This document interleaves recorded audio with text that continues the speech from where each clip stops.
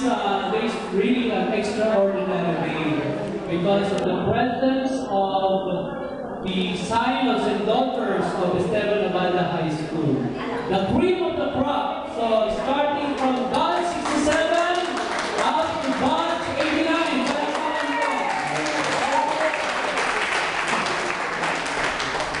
So it really calls for a celebration.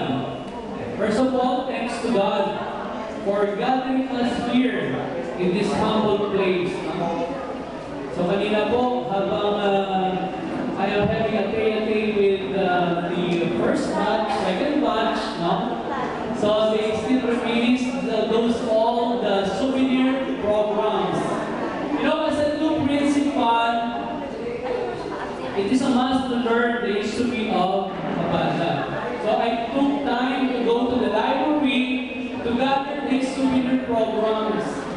And there sabi ko yung mga first products pala po ng Esteban Abada is today. Batang-bata pa po. At alive and giddy, enthusiastic. At iba ba po ang nagagawa ng musika. Mga bata, young at heart. So sa lahat po ng young at heart, magandang umaga po sa inyo. Ay, umaga. Hapon na kasi hanggang umaga po tayo rin. Just kidding po. Okay, so kidding aside po, I would like to commend the organizers of this event for a job well done. Batch 68.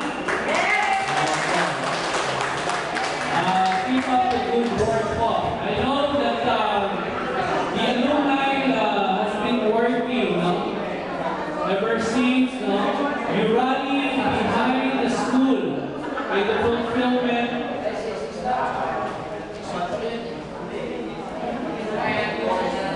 Excuse me. Quiet, please. Thank you so much. So I know that the alumni association is really working hard to be one of the education partners of our school in fulfilling our vision, mission, and objectives. We are very grateful for that support that we have extended continuously. I know mula pa noon hanggang ngayon ay evident po ang inyong pong mga suporta. So, in line with that is also our commitment to report to you what is Abada High School now po. So, in line with that, we have prepared also a short presentation